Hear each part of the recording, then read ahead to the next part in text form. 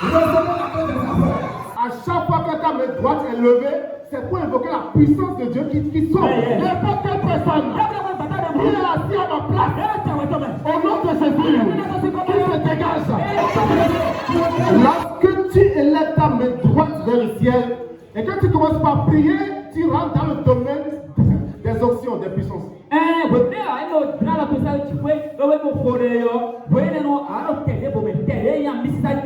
Tu as compris, tu comprends maintenant que à chaque fois que ta main droite est levée, c'est pour invoquer la puissance de Dieu qui sauve.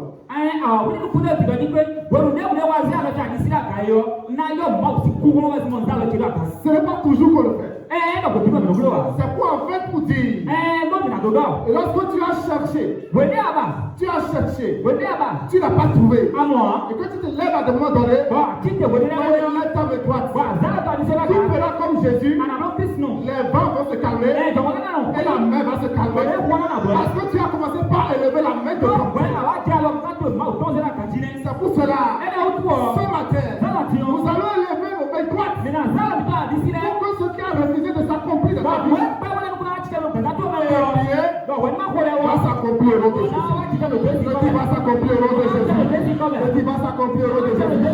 Élève ta main droite, c'est dit. Élève ta main droite, c'est dit.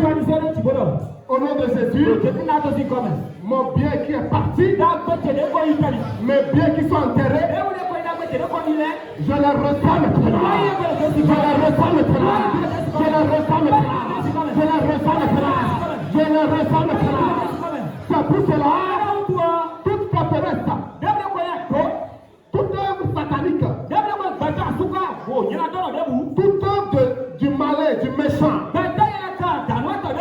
qui empêche mon bonheur, qui empêche mon travail, qui empêche mon mariage, qui empêche l'évolution de mon ministère, que la puissance de Dieu les écrase, les écrase, les écrase, les écrase.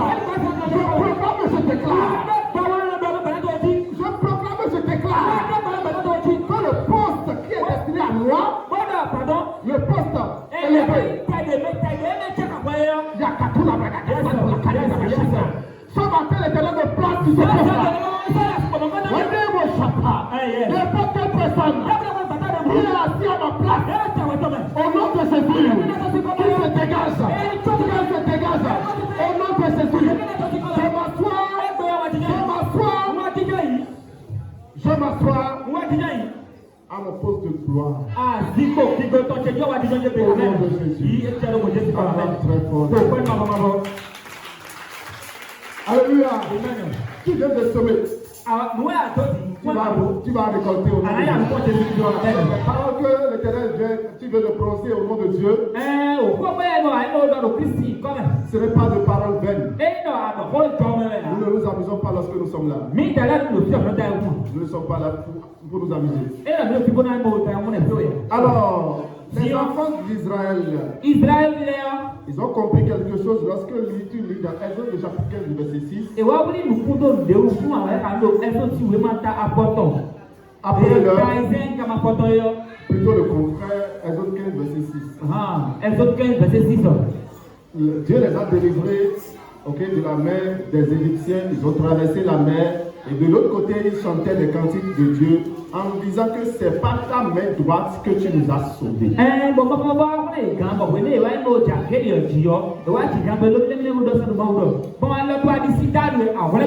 Cela nous interpelle à noter un premier point de ce que nous pouvions commencer par tirer comme leçon dans ce que la main droite de Dieu peut nous faire.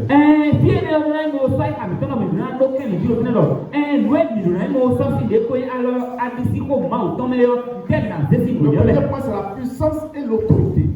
Puissance et autorité. La main droite confère la puissance et l'autorité. Oui. Parce que par sa puissance, l'Éternel a divisé la mer en deux. Et lorsque son autorité est descendue, les murs de Jéricho se sont écroulés. Alléluia. Amen. Et Dieu te bâtit ce matin de cette puissance et de son autorité au nom de Jésus. Lorsque tu reçois l'autorité, ça veut dire que spirituellement ton nom a changé. Ton identité spirituelle a changé. Et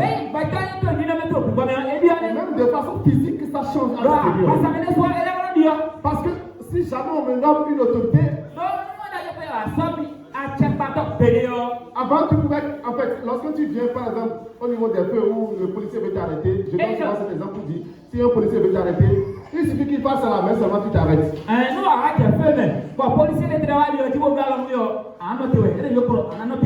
s'il n'avait pas porté le pays, est-ce qu'il faisait la main, est-ce que tu vas t'arrêter comme cela se doit? Parce que lorsque tu le vois, il a son habit porté, tu sais que c'est un homme d'autorité. Et s'il commence à parler, il n'a même pas besoin de crier. Ok? Ça veut dire que si Dieu te donne l'autorité ce matin, les dimensions dans lesquelles tu ne peux pas aller, avec cette puissance, tu pourras aller au nom de Jésus.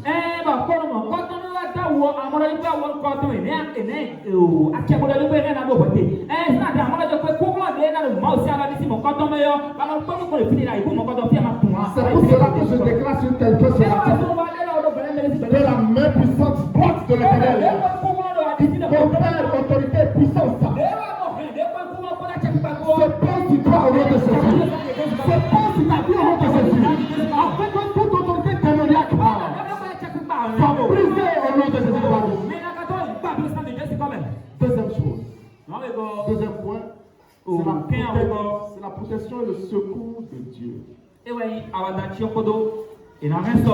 pouvons lire dans Psaume le chapitre 20, nous pouvons lire 27. 20, verset 7. Qui a trouvé lecteur pour nous aider dans la lecture le livre de Psaume 20, verset 7. Oui.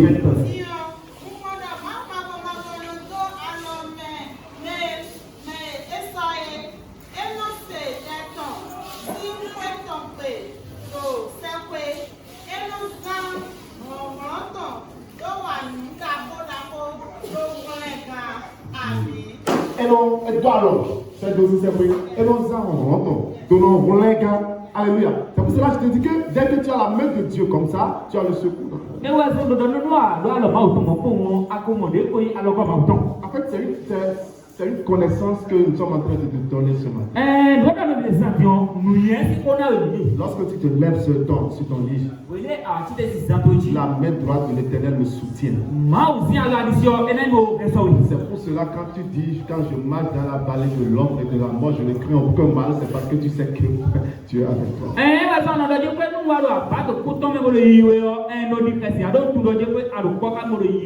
Alléluia. Amen. Donc, le secours de Dieu viendra sur ta vie parce que tu as reçu sa main droite triomphante ce matin.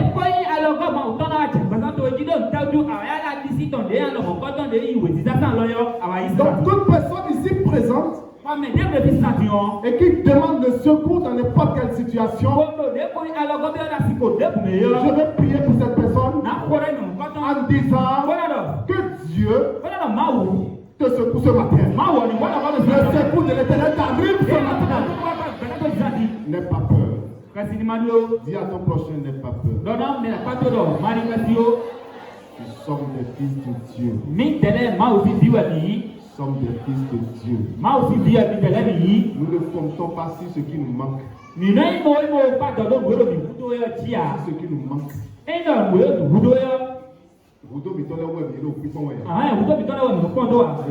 Nous regardons sur l'abondance de Dieu. Nous ne regardons pas au présent. Parce que Dieu il est omnipotent. Nous savons foi en ce que Dieu a déjà fait, qui va se révéler ce soir dans nos mondes.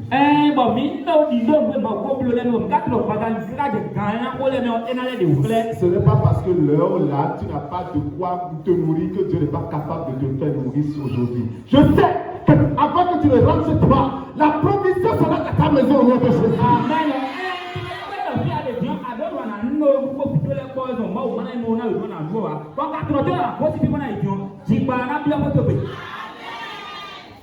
Nous prenons un exemple pour aller vers la fin. Quand même de ce petit message de ce matin, tu prends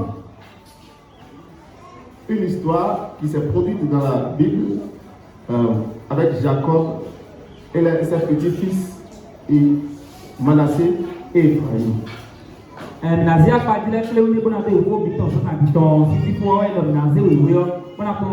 C'est dans Genèse 48. Tu pourras lire chez toi le verset 13 jusqu'au verset, même jusqu'à la fin. Qu'est-ce qui s'est passé? Jacob. C'est le fils de qui? C'est le fils de qui? Jacob. Isaac. Alléluia. Amen. Et puis, Jacob a eu un fils, Joseph. Joseph est devenu premier ministre en Égypte. Vous connaissez bien l'histoire. Après, Jacob a rejoint Joseph dans des situations de famille. Joseph eut des fils. Avant que Jacob n'arrive dans la maison de Joseph, Dieu lui avait déjà parlé des petits-fils de Joseph. Alléluia.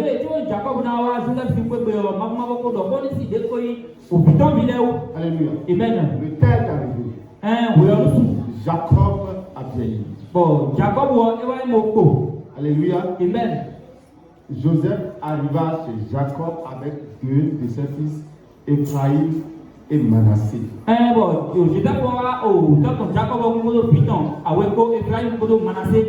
Ephraïm, c'est le petit frère. Manassé, c'est le grand frère. Alléluia. Amen.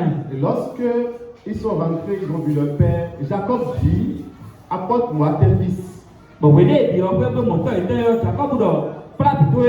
les bénir. Dieu m'a parlé d'eux. Ils ont été choisis. Ils seront grands. Ils seront un grand nombre parce qu'ils font partie de la postérité de la bénédiction.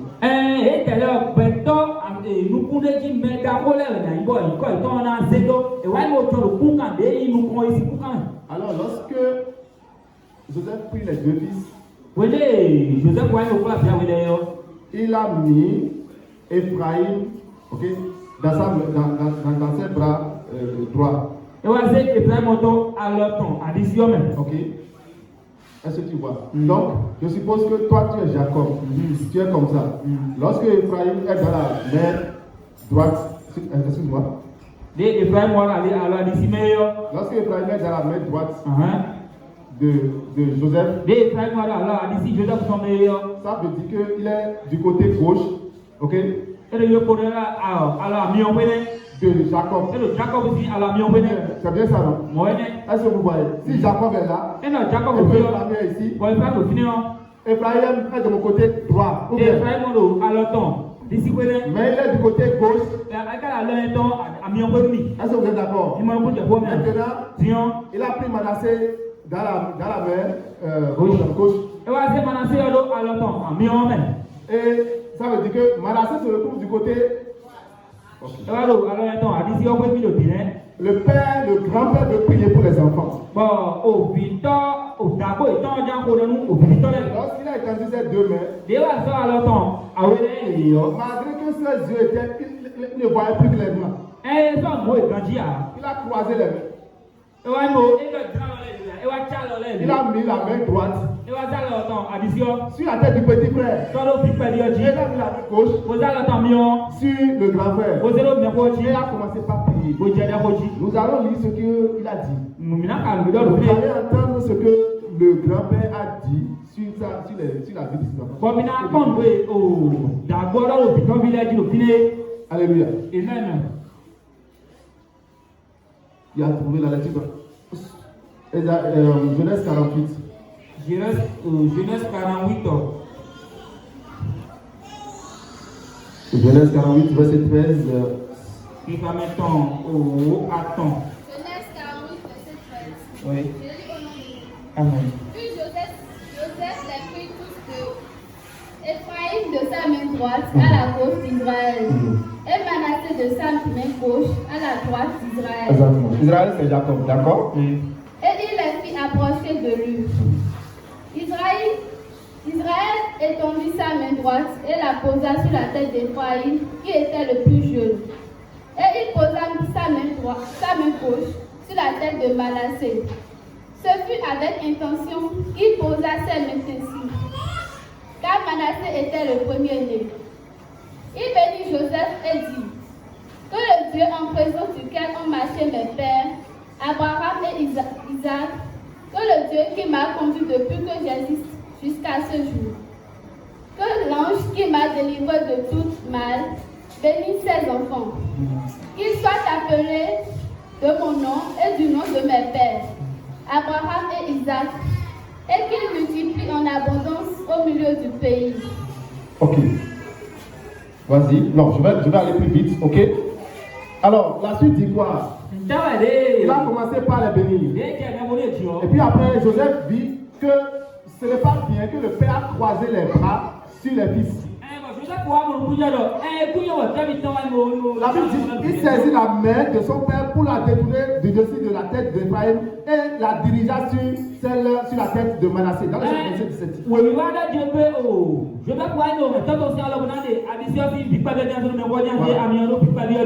Alléluia. Amen. Et Joseph dit à son père: pas ainsi, mon père, car celui-ci est le premier-né. Pose ta main droite sur sa tête. Bon, Joseph, toi tu es mon héros, son père refusa et dit: je le sais, mon fils, je le sais. Lui aussi deviendra un peuple. Lui aussi sera grand. Mais son frère cadet sera plus grand que lui. Et sa postérité deviendra une multitude de nations.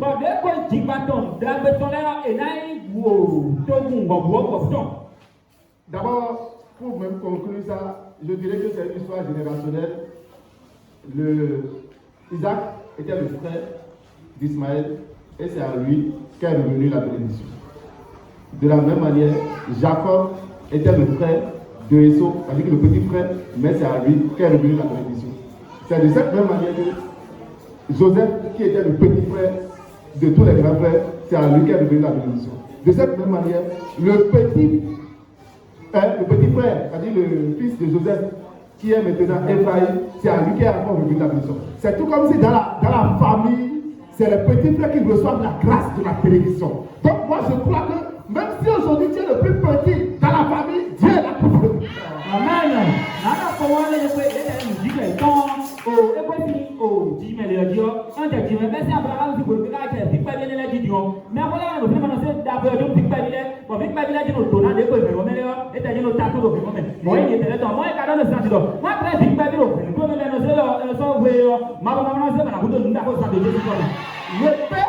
Le grand-père n'a pas posé la main droite sur Ephraïm par hasard. Il dit non, je le sais. Celui-ci, le petit frère, sera plus grand que le grand-père. Parce que c'est ce que Dieu a dit. Moi, je te dis ce matin, la main droite de l'Éternel se pose sur toi. Et toi qui es petit, tu deviens grand maintenant.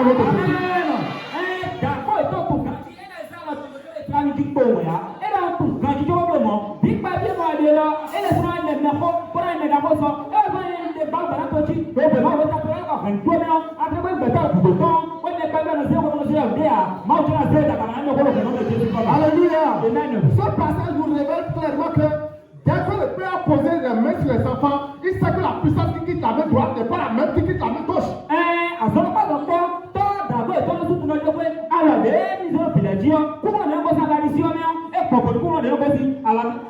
pour cela qu'il a croisé les bras.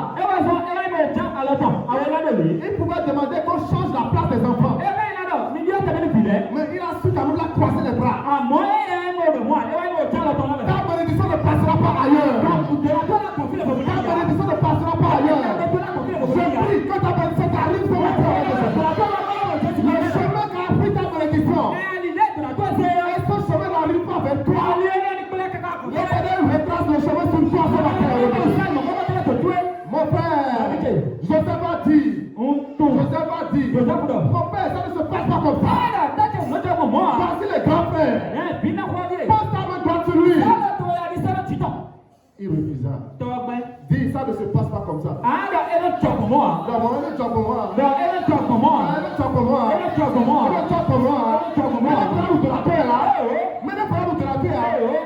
sur tes pieds. Si tu n'es pas de Alléluia. Amen. Est-ce que tu es là? Alléluia. Moi je sais D'un tout. que la main droite de l'Éternel va se poser sur toi.